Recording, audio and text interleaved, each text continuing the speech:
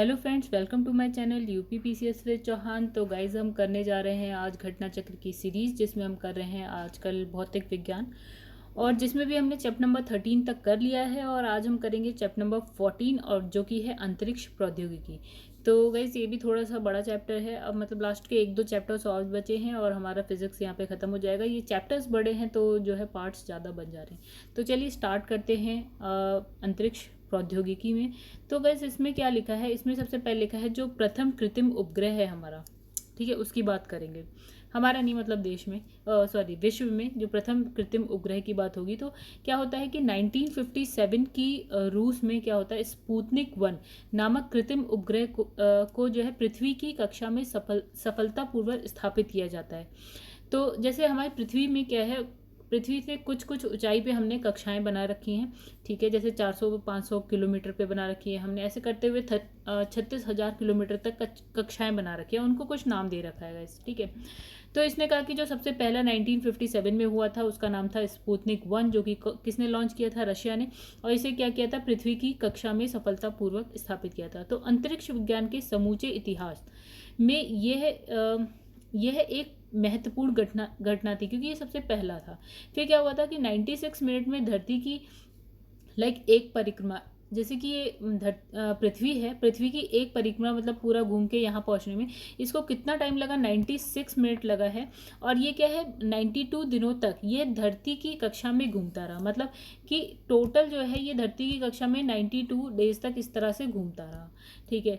तो अब इसने कहा कि इसने 92 जो दिनों तक वो घूमता रहा, तो उसने पृथ्वी की कितनी परिक्रमाएं पूरी करी, तो 1400, ठीक है। इसमें 2-3 चीज़ें याद रखने वाली हैं, कितने मिनट में पहुंचा, कितने दिन तक, कितनी परिक्रमा, नाम इसका, किसने किस देश का है, और 1957 में इसको लॉन्च किया गया था। फिर आते हैं, फिर हम देखिए ये था 4 अक्टूबर, अब आ जाते हैं 3 नवंबर में आ जाते हैं। फिर 1957 की बात है, रशिया ने अपना दूसरा उपग्रह जो है उसका नाम था स्पुतनिक 2।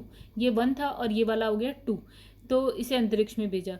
तो इस उपग्रह में क्या है, लाइका नामक एक कुतिया को बैठा के जो है अंतरिक्ष में भेजा गया। और इससे क्या होता है कि अब इससे ये थोड़ा बहुत आइडिया लग गया कि मानव को किस तरह से भेजा जाएगा, या मानव को आगे भविष्य में भेजा जाएगा, थोड़ा सा ये पता चल गया। तो ये इसलिए इम्पॉर्टेंट है कि सबसे पहले एक क्या हुआ, एक कुतिया को जो है आपका सैटेलाइट में बिठा के ऊपर अंतरिक्ष में भेजा गया। फिर लिखा है कि जो रूसी यान है वोस्तोक धरती की परिक्रमा के लिए 1961 में को क्या है, प्रक्षेपित करना, यानी कि लॉन्च करना। नीचे से जब हम लॉन्च करते हैं ना, तो लॉन्च करने को हिंदी में बोलते हैं प्रक्षेपित करना, ठीक है। तो इसमें क्या है, इसमें जो प्रथम व्यक्ति थे, तो उनका नाम था मेजर यूरी गॉगरिन, ये बैठ के गए थे, ठीक है। तो ये भी किसका था, रशिया का था, ठीक है। तो क्या नाम था इसका, वोस्तोक। और कब गया, 1961 में गया। कौन गया इसमें, मेजर यूरी गॉगरिन, ठीक है। तो पृथ्वी की एक परिक्रमा करके वह सकुशल धरती पे वापस लौटा है। और जो इसमें लिखा है कि ये जो है प्रथम अंतरिक्ष यात्री थे जो स्पेस में गए, यानी कि अंतरिक्ष में गए हैं। और इनकी जो यात्रा थी टोटल कितने समय की थी, वो थी 1 घंटा 45 मिनट की यात्रा थी। उसके बाद ये क्या हुआ कि पृथ्वी पर वापस आ गए, 1 घंटा 45 मिनट के बाद वापस आ गए, ठीक है। अब हम बात करेंगे प्रथम चंद्र अवतरण की, ठीक है। तो इस क्रम में मानव चांद पर भी पहुंचा, ठीक है। तो यह कामयाबी, अभी तक हम सिर्फ अंतरिक्ष में गए थे, जो अभी हमने पिछली बात करी वो अंतरिक्ष में गए थे, परिक्रमा की, और फिर वापस से आ गए। कहीं जैसे अब चांद पे नहीं उतरे या कहीं उतरे नहीं है, ठीक है, जैसे अंतरिक्ष यान में बैठे बैठे वापस आ गए, ठीक है। तो इसमें लिखा है कि मानव चांद पर पहुंचा, यानी कि अब ये चांद पे कदम भी रखने वाला है। तो ये कामयाबी अमेरिका के अपोलो अभियान के दौरान हासिल हुई। कौन सा अभियान है, अपोलो अभियान है, और ये बहुत इंपॉर्टेंट है, ठीक है। तो अपोलो की भी एक सीरीज गई है। तो इसमें लिखा है अपोलो अभियान, अपोलो 7 1968 से प्रारंभ होता है। कब से स्टार्ट होता है, 1968 में से प्रारंभ होता है। और अपोलो 17 कब गया, 1972 को, ठीक है। और हाँ, ये है कहाँ का, ये है अमेरिका का, जो अभियान है ये अमेरिका का है। फिर आता है अपोलो 11, ठीक है। तो ये सबसे महत्वपूर्ण चरण था अपोलो 11, बिकॉज इसमें क्या होता था कि मानव ने चंद्रमा पर कदम रखा है। किस अभियान में, अपोलो, देखिए अपोलो की पूरी सीरीज थी, जिसमें अपोलो 11 में क्या है, मानव ने जो है चांद पे कदम रखा है, ठीक है। ये कब जाता है हमारा, 1969 में गया है। और इसमें क्या था कि देखिए इसमें लिखा है कि 24 जुलाई 1961 को रात के 9:30 बजे पर ये समाप्त होता है। ठीक है, अब इसमें यात्री गए थे, 3 यात्री थे। एक का नाम था नील आर्मस्ट्रॉन्ग, सबको इनका नाम पता है। दूसरे थे एडविन एल्ड्रिन जूनियर थे, और जो तीसरे थे उनका नाम था माइकल कोलिंस। गाइस ये तीनों नाम इंपॉर्टेंट है, याद रखना पड़ेगा। और इसमें भी क्या होता है, ये 3 लोग गए थे अंतरिक्ष में, चांद पर गए थे, जिसमें से 2 बंदे थे जिनका एक थे हमारे नील आर्मस्ट्रॉन्ग और दूसरे थे आपके ये एडविन एल्ड्रिन जूनियर, जिन्होंने चांद पर कदम रखा था। मतलब इन 3 में से 2 ने चांद पर कदम रखा था, जो तीसरे थे उन्होंने नहीं रखा था, जिनका नाम था माइकल कोलिंस। अब ये क्या थे कि चंद्रमा की जो कक्षा में वो अंतरिक्ष यान जो परिक्रमा कर रहा था, तो उसी में बैठे हुए थे। चलिए आगे बढ़ते हैं। भारत के प्रक्षेपण यानी कि अब भारत ने जो जो सैटेलाइट स्टार्टिंग से जो लॉन्च करनी स्टार्ट करी थी उसकी बात करेंगे। तो बहुत सारी आई हैं, कुछ की बात देखिए इसमें करी गई है, सबकी बात तो नहीं करी गई है। तो इसमें लिखा है भारत के जो आरंभिक रॉकेट, क्या लिखा है यहाँ पे, SLV। ठीक है, SLV-3 लिखा है। ठीक है, यहाँ पे SLV-3 ने अपनी चौथी और आखिरी उड़ान में 1983 को भारतीय उपग्रह, कौन सा उपग्रह है, रोहिणी RSD-2। ठीक है, क्या नाम है, रोहिणी RSD-2 को सफलतापूर्वक उसकी कक्षा में स्थापित कर दिया। ठीक है, हम बात किसकी कर रहे हैं, देखिए इसमें कुछ चीज़ें हैं, उसको देखते हैं, समझते हैं क्या क्या है। तो एक इसमें लिखा है SLV-3, ठीक है, एक ये लिखा है। ठीक है, और एक लिखा है रोहिणी RSD-2। अब इसका क्या मतलब है, देखिए एक होता है लॉन्चर जिससे हम लॉन्च करते हैं, तो रॉकेट लॉन्चर। ठीक है, मतलब एक रॉकेट है जिसका नाम है SLV-3, इस पे सेटेलाइट रख के लॉन्च किया जाता है, और जो सेटेलाइट है उसका नाम है रोहिणी RSD-2। ठीक है, और कब किया गया था, 1983 में किया गया था। ठीक है, कक्षा में, पृथ्वी की जो कक्षा है उसमें स्थापित किया गया था। अब क्या होता है कि जब भारत ये काम कर लेता है, मतलब कि अपना सैटेलाइट लॉन्च कर देता है और पृथ्वी की कक्षा में स्थापित कर देता है, तब क्या होता है कि जो अंतरिक्ष क्लब होता है, ठीक है, अब क्या होता है, भारत जो है अंतरिक्ष क्लब का सदस्य बन जाता है। और ये कौन से नंबर का सदस्य बनता है, 8वें नंबर का सदस्य बन जाता है भारत अंतरिक्ष क्लब का। ठीक है, अब आगे बढ़ते हैं। लिखा है कि भारत के इस प्रथम रॉकेट की अपनी सीमाएं थी।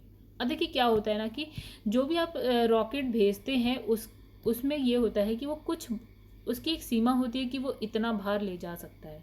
ठीक है, या इतनी दूर तक जा सकता है, जैसे सेटेलाइट ऊंचाई तक जा सकता है। ठीक है, तो इसमें लिखा है कि यह अपने साथ मात्र जो है 35 से लेकर 41.5 किलोग्राम वजनी रोहिणी जो सैटेलाइट है ना, उसको ले जा सकता था, इस श्रृंखला के उपग्रह को धरती की, अब कहाँ कितनी ऊंचाई तक, देखिए भार कितना ले जा सकता था, 35 से लेकर 41.5 किलोग्राम तक का उपग्रह हो सकता था, और कितनी ऊंचाई तक, 400 से 500 किलोमीटर की ऊंचाई तक। ठीक है, जो थी निचली कक्षा में स्थापित करने में सक्षम था।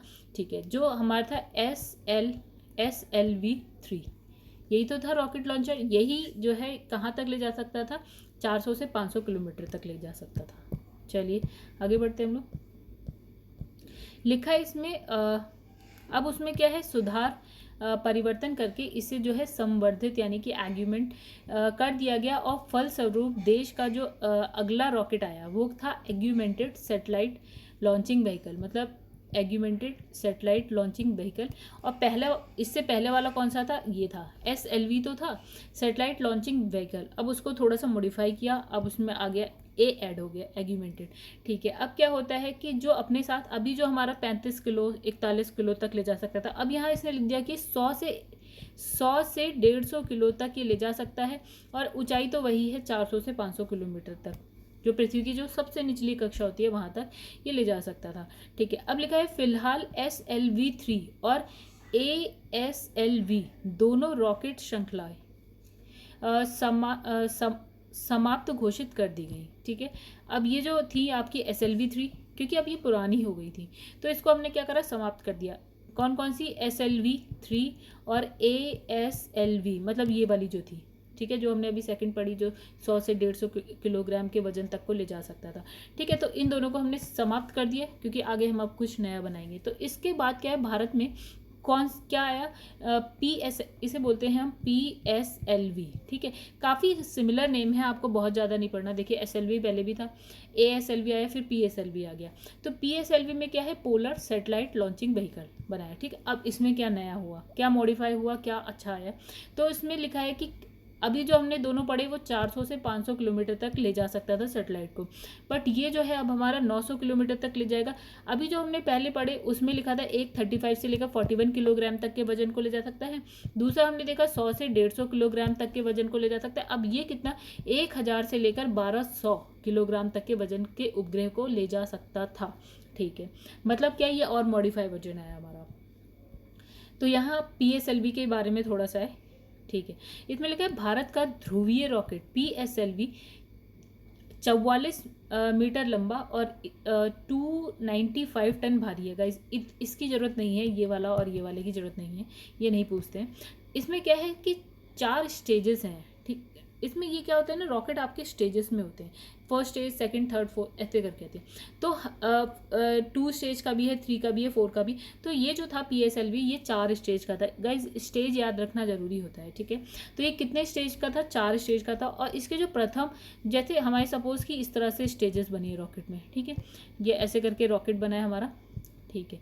तो ये जो पहली स्टेज है और जो तीसरी स्टेज इसने कही, फर्स्ट स्टेज और थर्ड स्टेज जो इसने कही, उसने कहा कि जो प्रथम और तीसरे चरण में क्या है, जो ईंधन भरा गया है वो था सॉलिड, ठोस ईंधन भरा गया है। और जो हमारा ये दूसरा और चौथा चरण है ना, यहाँ पे लिखा है दूसरा और चौथा चरण है, उसमें जो ईंधन भरा गया है वो है लिक्विड, देखिए द्रव लिखा है यहाँ पे, ठीक है। तो पहली और तीसरी में ठोस और दूसरी और चौथी में द्रव ईंधन का या प्रणोदक का, एक ही बात है, तो हम इन्होंने यूज़ किया है, ठीक है। अब जो प्रणोदक दो भाग होते हैं, ठीक है। जो हिस्सा जलता है उसे हम क्या क्या कहते हैं, ईंधन या फ्यूल कहते हैं। और जो जलने में सहायक होता है उसको हम बोलते हैं ऑक्सीकारक। इसने कहा कि जब आप प्रणोदक की बात करते हैं तो उसमें 2 चीज़ आती है, एक तो आती है ईंधन, ठीक है, जो जलता है, ठीक है। बट अब इसको जलाने के लिए भी तो आपको कुछ चाहिए, तो जो सहायक होता है ना उसको हम बोलते हैं ऑक्सीकारक, ठीक है। देखिए ऑक्सीकारी, ठीक है, ऑक्सीकारी ऑक्सीकारक बोलते हैं हम उसको। आगे बढ़ते हैं, फिर लिखा है ध्रुवीय रॉकेट के प्रथम चरण के साथ क्या है, कुछ इस तरह से देखिए ये आपका रॉकेट बन रहा है 1 2 3 और ऐसे करके मान लेते हैं चौथा, उसके साथ यहाँ पे क्या है 1 2 3 4 ऐसे करके हमने क्या लगा रखे हैं, 6 बूस्टर्स लगा रखे हैं। जो प्रथम चरण है ना नीचे वाला, उसके साथ 6 बूस्टर जो है लगा रखे हैं। और उसमें भी क्या भर रखा है, ठोस जो प्रणोदक है, मतलब जो सॉलिड ईंधन है वो भर रखा है। और इसमें प्रणोदक की मात्रा भी आवश्यकता अनुसार जो है कम अधिक की जा सकती है। वैसे इतना आई होप आपको समझ में आ गया होगा। आगे हम लोग बढ़ते हैं। इसमें लिखा है प्रथम चरण की मुख्य जो मोटर होती है यानी कि कोर मोटर और उससे संलग्न जो बूस्टर, हमने कहा पहले जो चरण है सबसे नीचे वाला उसमें हमने 6 बूस्टर्स लगा रखे हैं, ठीक है। तो उसने कहा जो मोटर है वहाँ पे फर्स्ट चरण में वो, और जो बूस्टर है में ठोस प्रणोदक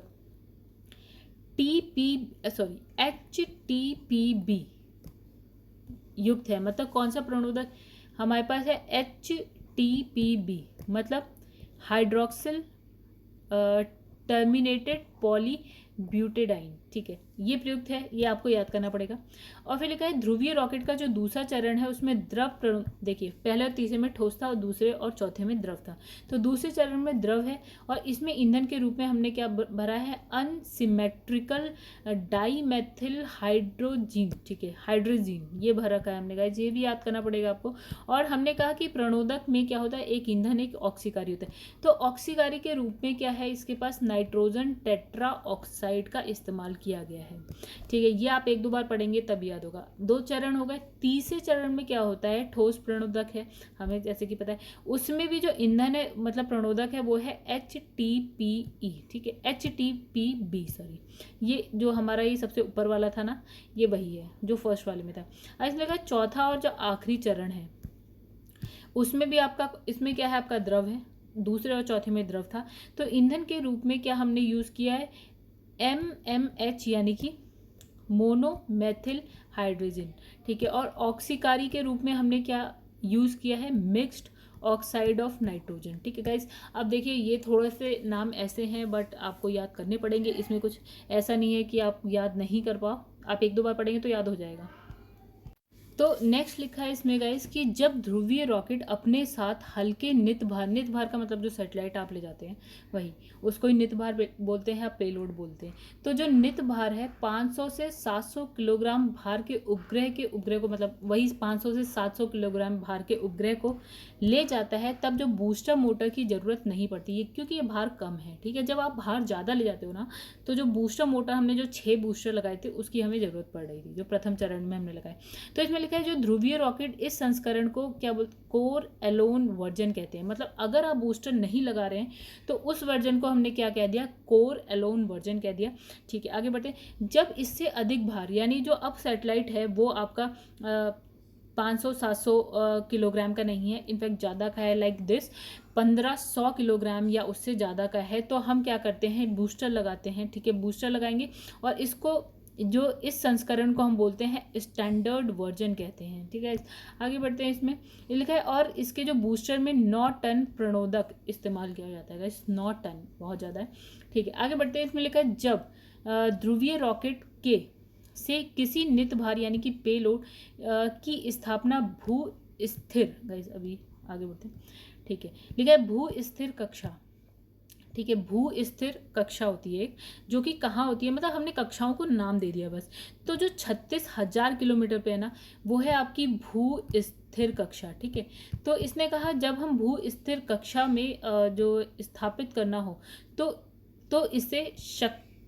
इसे और शक्ति सामर्थ्य की आवश्यकता होती है। मतलब काफ़ी ऊंचाई पे आपको करना है तो आपको क्या है, अधिक शक्ति सामर्थ्य की आवश्यकता होगी। इसके लिए PSLV का एक नया मॉडल बनाया गया। मतलब ये काफ़ी ऊंचाई है तो इसके लिए हमने क्या करा, PSLV को और मॉडिफाई करा तो वो आया था आपका ये PSLV XL यानी कि एक्स्ट्रा लार्ज कहते हैं इसको। और इसमें जो बूस्टर है ना उसमें पहले वाले में हमने देखा था कि 6 बूस्टर लग रहे थे, बट अब जो ये वाला है आपको और हाइट पे और भारी जो है वजन का जो है सैटेलाइट ले जाना है तो आपने क्या करा, बूस्टर को भी बढ़ा दिया।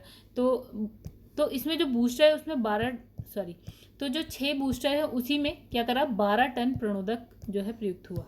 आगे बढ़ते हैं। लिखा है PSLV जो एक्सेल का इस्तेमाल पहली बार जो है चंद्रयान 1 को उसकी कक्षा में डालने मतलब स्थापित करने के लिए किया गया। आगे बढ़ते हैं। तो इसमें लिखा है 2019 को श्री हरिकोटा स्थित सतीश धवन अंतरिक्ष केंद्र, ये हम सब जानते हैं कहाँ पे, श्री हरिकोटा आंध्र प्रदेश में है। श्री हरिकोटा वहाँ पे क्या है, सतीश धवन अंतरिक्ष केंद्र, याद रखिएगा थोड़ा सा। ठीक है, से PSLV के नए संस्करण यानी कि PSLV QL का प्रथम मिशन संपन्न हुआ।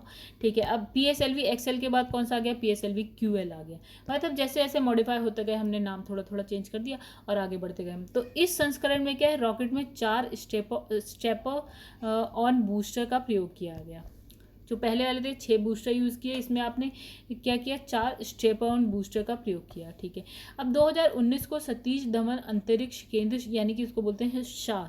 ठीक है, SAR श्री हरिकोटा से PSLV के नए संस्करण अब एक और आ गया। देखिएगा इस 2019 में है PSLV DL। तो हमारे पास अभी कौन कौन से आ गए, PSLV XL आ गया, PSLV QL आ गया, PSLV DL आ गया। तो उसका जो है आपका प्रथम मिशन संपन्न हुआ। तो ये संस्करण जो है लिफ्ट ऑफ के समय अतिरिक्त जो है ठेल प्रदान करने के लिए 2 स्टेपर बूस्टर से लेस था। ठीक है, अतिरिक्त 2 स्टेपर बूस्टर से जो है लेस था। तो PSLV DL भारतीय वैज्ञानिकों को कम बूस्टर के साथ क्या है, रॉकेट के प्रक्षेपण का एक मध्यवर्ती विकल्प उपलब्ध कराता है। ठीक है, इससे पहले वाले में 4 थे, इसमें हमारे पास कितने हैं, 2 हैं अतिरिक्त। मतलब जो आपके प्रथम द्वितीय चरण है उसके अतिरिक्त क्या है, हमने बूस्टर लगा दिए, स्टेपर ऑन बूस्टर लगा दिए।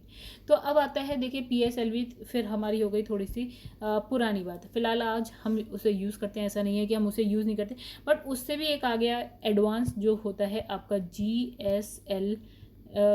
ठीक है, PSLV अभी तक हम पढ़े, सबसे पहले हमने देखा SLV ASLV। ठीक है, फिर PSLV आया तो PSLV में भी आ गए, XL आ गया आपका, QL आ गया आपका, DL आ गया। उसके बाद हम आ गए अपने GSLV पे। तो लिखा है ध्रुवीय रॉकेट जो, अब इसमें क्या खास बात है, इसमें खास बात यह है कि ये कितने किलोग्राम वजन के उपग्रह को ले जा सकता है। देखिए अभी तक हम 1000 से 12 100 किलोग्राम की बात करते हैं। अब यहाँ देखिए हम 2500 से 3000 किलोग्राम की बात कर रहे हैं। और इससे अधिक वजनी उपग्रह को प्रक्षेपण के लिए भारत ने अपने सर्वाधिक शक्तिशाली रॉकेट GSLV का विकास किया। ठीक है, अब इसमें लिखा है GSLV में कैसे आए हैं। देखिए जैसे मार्क 1 आया, GSLV mark 1, GSLV mark 2, GSLV mark 3, इस तरह से आएगा। तो इसमें लिखा है कि GSLV के 3 मॉडल हैं, 3 हैं। एक है मार्क 1। अब इन तीनों में क्या अलग है, ऐसे इसमें क्या अलग हो सकता है, या तो उसकी कितने किलोमीटर तक ले जाएगा या फिर उसका वो कितने भार तक ले जा सकता है। तो किलोमीटर तो आखिरी हमारी 36,000 ही है, उससे ऊपर तो गई नहीं। ठीक है, तो अब भार की बात कर लेते हैं। जो मार्क 1 है वो ले जाता है 1.8 टन को, जो मार्क 2 है वो ले जा रहा है आपका 2 ये इसे आप कह सकते हैं 2.5 टन कह सकते हैं, या 2500 किलोग्राम, ये 4000 किलोग्राम तक को ले जाएगा। कौन सा मार्क 3। ठीक है, ये आपको थोड़ा रटना पड़ेगा, बार बार पढ़ना पड़ेगा। तो इसमें लिखा भारत के सर्वाधिक शक्तिशाली रॉकेट GSLV की जो लंबाई, देखिए लंबाई और ये टन की इतनी खास जरूरत नहीं पड़ती, आपको पढ़ना है पढ़ लीजिए।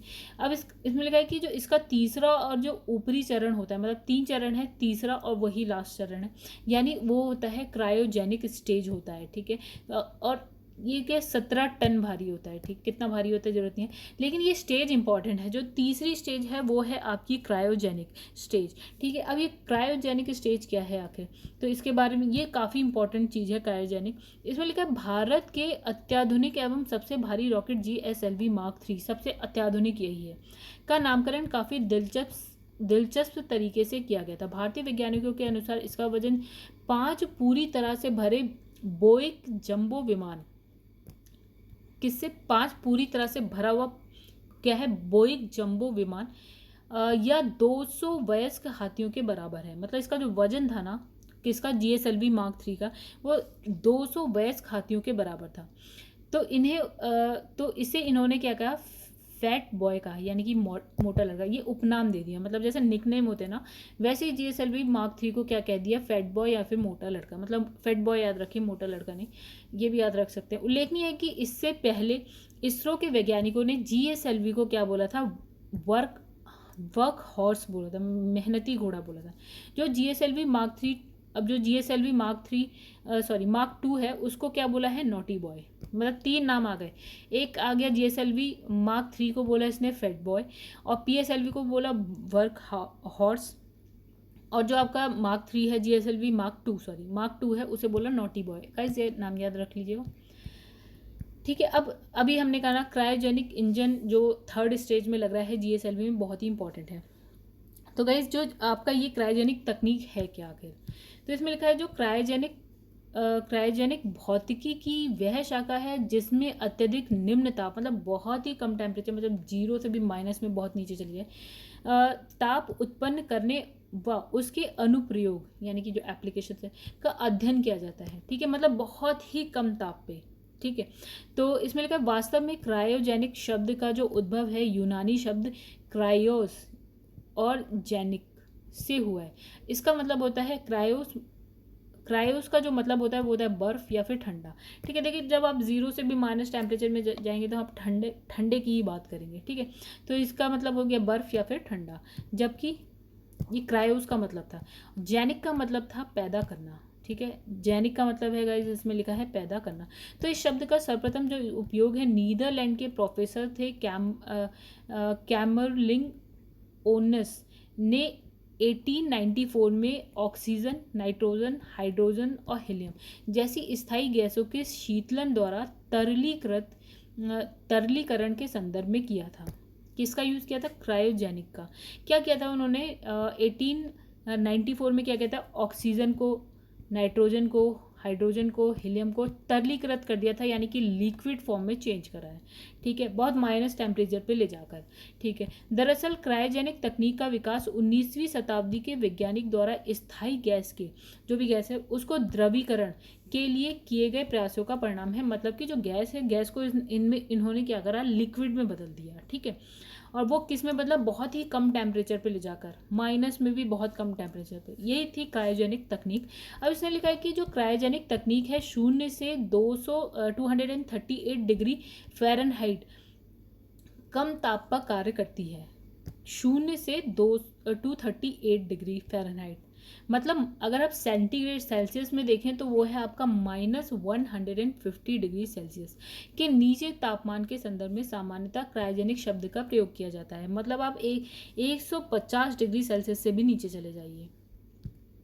लिखा है क्रायोजेनिक तकनीक का मुख्य उपयोग रॉकेट में किया जाता है, जहां क्या है गैसीय ईंधन को क्रायोजेनिक तकनीक से तरल अवस्था में जो है परिवर्तित कर लिया जाता है। मतलब वही गैस को तरल में कर दिया जाता है, गैसीय ईंधन को आप तरल में कन्वर्ट कर दे रहे हैं। और रॉकेटों के क्रायोजेनिक चरण को क्या है ऊर्जा प्रदान करने वाले इंजन में अत्यधिक ठंडी और द्रवित गैस यानी लिक्विफाइड गैस को ईंधन और ऑक्सीकारक के रूप में प्रयोग किया जाता है। मतलब हमने कहा दो चीज़ें होती हैं प्रणोदक में, एक होता है ईंधन और एक होता है आपका प्लस, एक होता है आपका ऑक्सीकारक। ठीक है, तो ये हो गया। अब इसने कहा कि ईंधन भी आप लिक्विड में ले जाइए और जो आपका ऑक्सीकारक है उसको भी आप लिक्विड में ले जाइए क्रायोजेनिक तकनीक में। ठीक है, तो अब लिखा है प्राय इस इंजन में हाइड्रोजन और ऑक्सीजन क्रमशः, मतलब इसने कहा कि ईंधन क्या होगा, हाइड्रोजन हो जाएगा और ऑक्सीकारक क्या हो जाएगा, ऑक्सीजन का कार्य करते हैं। ठीक है, जो हमारी तकनीक है क्रायोजेनिक तकनीक में ईंधन आपका हाइड्रोजन होगा और ऑक्सीकारक जो है ऑक्सीजन होगा। मतलब ईंधन जो होता है जो जलता है और ऑक्सीकारक वो होता है जो जलने में सहायक होता है। तो जलेगा क्या, हाइड्रोजन, और जलने में सहायक क्या होगा, ऑक्सीजन। अब हम बात करेंगे रैमजेट की। तो इसमें लिखा है रैमजेट एक प्रकार का जेट इंजन है। क्या है, इंजन है ये, जेट इंजन, जो किसी वायुयान की अग्र दिशा में गति का उपयोग करके जेट इंजन के दहन कक्ष में आने वाली हवा को संपीड़ित करता है। मतलब ये अग्र जो कक्ष है वायुयान का, उसमें क्या है, उसमें गति का उपयोग करके क्या करता है, जेट इंजन के दहन कक्ष जो होता है, जेट इंजन का जो दहन कक्ष होता है उसमें जो होता है हवा होती है ना, उसमें जो हवा आ रही होती है, जो दहन कक्ष में जो हवा आ रही होती है उसको वो क्या करता है, कंप्रेस करता है, संपीड़ित करता है। ठीक है, तो इसने लिखा है वायुयान में उपलब्ध जो ईंधन के दहन से ये हवा गर्म होकर विमान को गति प्रदान करती है। मतलब जो वहाँ पे ईंधन है वायुयान में वो क्या होती है, जैसे ही जलती है तो दहन से क्या होगा, जो हवा है जिसको हमने संपीड़ित कर दिया है वो क्या होती है, गर्म होती है। गर्म होकर क्या करती है, जो विमान है उसको गति प्रदान करती है। ठीक है, मतलब ये कहा गया है जो हवा आती है, सबसे पहले रैमजेट का क्या काम है, ये जो हवा आती है उसको संपीड़ित कर देता है, एक चीज़। ठीक है, संपीड़ित यानी कि कंप्रेस कर देता है। अब ईंधन जो जल रहा है, वो जो ईंधन में दहन हो रहा है वो क्या करती है, इस हवा को गर्म करती है, और जैसे ही वो इस हवा को गर्म करती है तो ये हवा क्या करती है, वायुयान को गति प्रदान करती है। ठीक है, तो इसमें लिखा है रैमजेट में किसी भी प्रकार के गतिमान पुर्जे नहीं होते हैं। मतलब अलग से हम कुछ ऐसा नहीं लगाते जो कि आपके आपका जो विमान है उसको गति प्रदान करे। ठीक है, यही काम कर देता है। फिर इस प्रकार के जेट इंजन केवल गति प्राप्त करने के उद्देश्य से ही निर्मित किए जाते हैं। ठीक है, मतलब सिर्फ गति देने के लिए ही इसको हम यूज़ करते हैं। तो रैमजेट इंजन जो है 5 मैक तक की अत्यधिक गति पर जो है प्रचालित होता है। 5 मैक यानी कि जो ध्वनि की गति होती है ना, हम मैक में लेते हैं तो उससे भी 5 गुना ज़्यादा, 5 मैक। ठीक है, आगे बढ़ते हैं। लिखा है एक तो हो गया, अभी हमने रैमजेट पढ़ लिया, अब हम पढ़ेंगे दूसरा है स्क्रैमजेट। तो स्क्रैमजेट इंजन जो है सुपरसोनिक दहन रैमजेट के नाम से भी जाना जाता है। मतलब रैमजेट तो एक था ही, ये है सुपरसोनिक दहन रैमजेट हो गया। तो इस प्रकार के इंजन से युक्त विमान में क्या होता है, तरल ऑक्सीजन के साथ ले जाने की मतलब जो इसने कहा ना ऑक्सीकारक होता है ना, जो हमारा ऑक्सीजन होता है ऑक्सीकारक होता है, और जो ईंधन होता है वो हमारा हाइड्रोजन होता है। इसने कहा अब यहाँ पे जो है ऑक्सीकारक को ले जाने की ज़रूरत नहीं है। ठीक है, ये एक अच्छी चीज़ है आपका इतना वजन क्या हो गया, कम हो गया। जो आप ईंधन ऑक्सीकारक ले जा रहे थे वो भी आपका क्या वेट बढ़ा रहा था। ठीक है, आपने उस वेट को ही हटा दिया। ठीक है, अब हमारे पास क्या बचा, थे आप ईंधन ले जा रहे हैं, ऑक्सीकारक ले जाने की आवश्यकता नहीं होती है। तो यह जो इंजन है कौन सा वाला, स्क्रैमजेट, वायुमंडल में जो ऑक्सीजन है ना उसकी हेल्प से काम कर देगा। जो हम ऑक्सीजन अलग से ले जा रहे थे ना ऑक्सीकारक के रूप में, उसकी अब ज़रूरत हमें नहीं है। वायुमंडल में जो ऑक्सीजन है उसको वो यूज़ कर लेगा। ठीक है, तो वायुमंडल की ऑक्सीजन को ग्रहण और तत्पश्चात संपीड़ित करके उसे विमान में उपलब्ध ईंधन तक पहुंचाकर विमान को गति प्रदान करता है। अब लिखा है स्क्रैमजेट इंजन रैमजेट में नव प्रवर्तन यानी कि इनोवेशन का परिणाम है। मतलब उसी को थोड़ा मॉडिफाई कर दिया। ठीक है, उसी में कुछ नया कर दिया और हम ले आए स्क्रैमजेट। ठीक है, तो इसका दहन कक्ष जो है सुपरसोनिक वायु प्रवाह के साथ प्रचालन के लिए विशेष रूप से डिज़ाइन किया गया। यहाँ अब हम बात करेंगे सुपरसोनिक की। ठीक है, आगे बढ़ते हैं। लिखा है साउंडिंग रॉकेट, तो इन्हें अनुसंधान रॉकेट के नाम से भी जाना जाता है। ये रॉकेट अंतरिक्ष यात्रा के दौरान मुख्यतः मापन और अन्य वैज्ञानिक प्रयोग को कार्यान्वित करने के लिए डिज़ाइन किया गया है। यानी कि इसको बोला है अनुसंधान रॉकेट, यानी कि ये नॉर्मल वैसे यूज़ नहीं होगा, ये सिर्फ अनुसंधान पर्पज से डिज़ाइन किया जाएगा जो वैज्ञानिक करेंगे। तो लिखा है रॉकेट के संदर्भ में साउंडिंग शब्द का जो अर्थ मूल रूप से मापन करना है। क्या करना है? साउंडिंग हमने यूज़ किया है मापन के लिए, ठीक है।